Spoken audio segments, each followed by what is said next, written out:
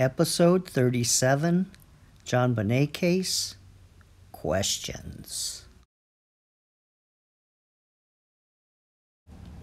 Why the two separate assaults? The blow to the head and the garrote strangling.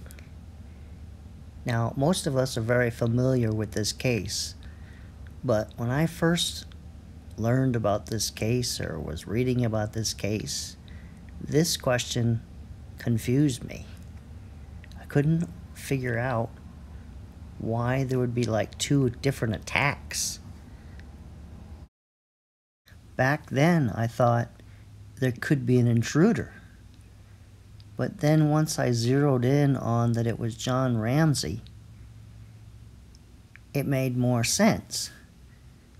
Because what happened was she was knocked out first and unconscious, and then she was still alive. And I believe, which is different than a lot of people, they knew she was still alive. So they had to come up with a way of ending her life. And so they came up with this garrote strangling method. I mean, they could have drowned her or done some other way, but this is the way they came up with.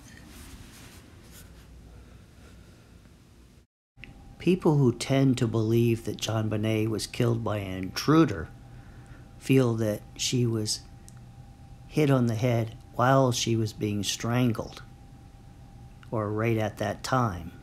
But the pathologist's belief was that she was hit on the head and then time went by because she had brain swelling, and then she was strangled.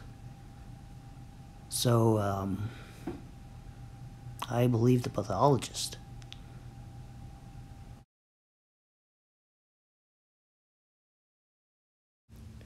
Why the bowl of pineapple was out. This really baffles me also, because I can't really figure out why that would be so.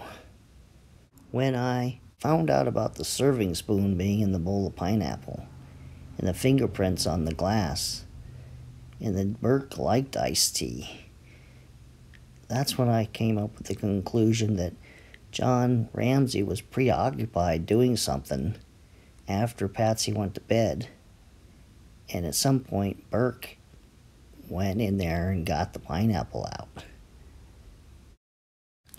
You can see that the breakfast dining room is not on the path from the spiral staircase to the basement door. That's why it was kind of left on the table.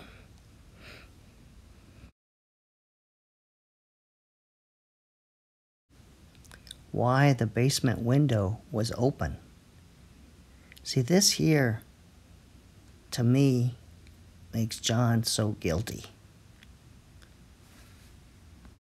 Honestly, I don't see why more people don't see this, as unusual as it is. First, how would you know if you're outside that under that grating was a window? I think the vast majority of people would not know there's a window down there.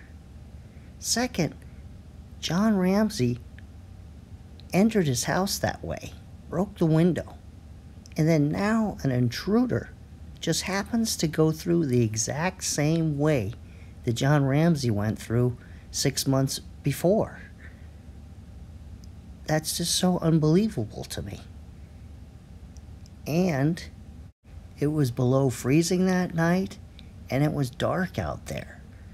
How many people would have the gumption to move that grating and crawl through there in pitch dark?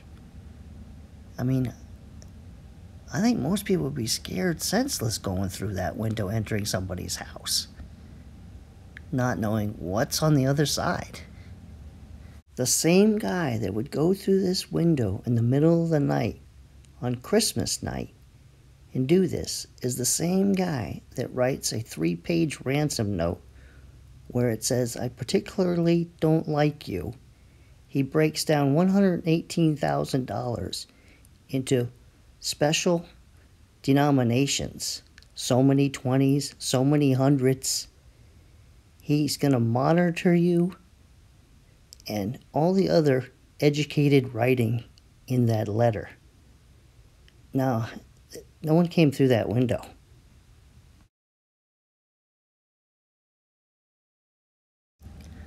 Why did the murder occur in the basement? This is another clue that points away from an intruder.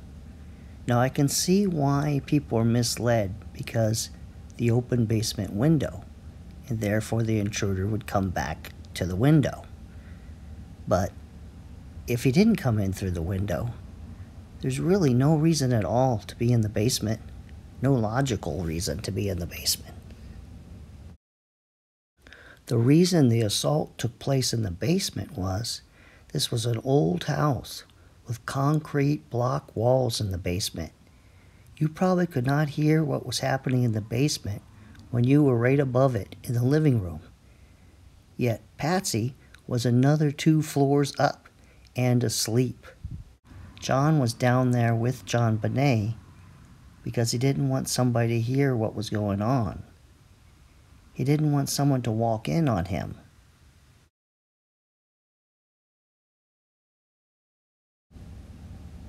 Why was Jonbenet's body found in the house? See, this destroys the ransom note. What's the point of writing a ransom note if Jonbenet's body is still in the house? I guess a lot of people believe that Patsy must have just was tired of the whole situation and gave up and just called 911 in the morning. But that was very foolish if she was involved in this murder. See, that's why I think John was planning on moving Jonbenet's body out the next morning. And that's why the ransom note talks about beheading Jonbenet, killing Jonbenet. Don't call the police. But Patsy, she was so surprised or whatever from the ransom note, she just panicked and called the police, and there was no stopping her.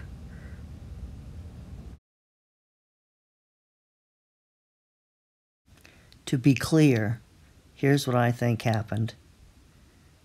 John was up with Burke.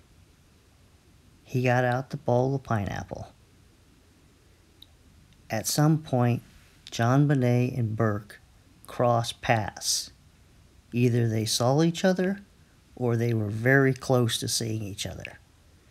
John Ramsey put Burke to bed, and then he got Jonbenet up and she ate the pineapple. And then John Ramsey took her to the basement, assaulted her. She cried out.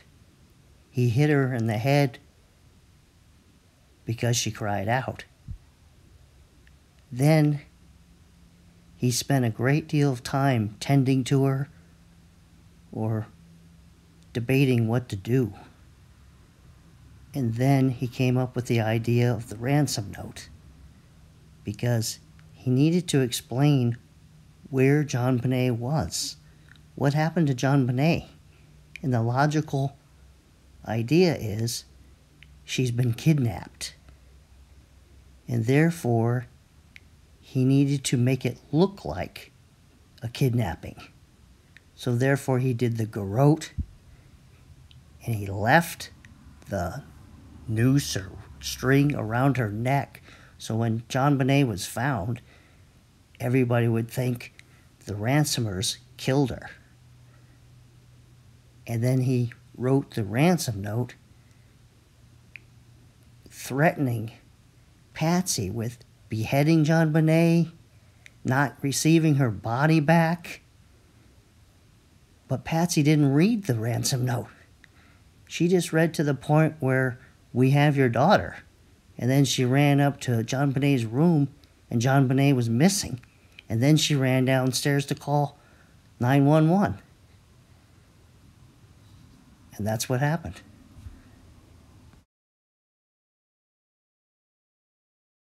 Well, this concludes this episode of Unsolved, In the next episode, I'm finally going to address the touch DNA on Jonbenet's long johns. So I think it'll be a good one. I think you'll enjoy it. So I'll see you the next time.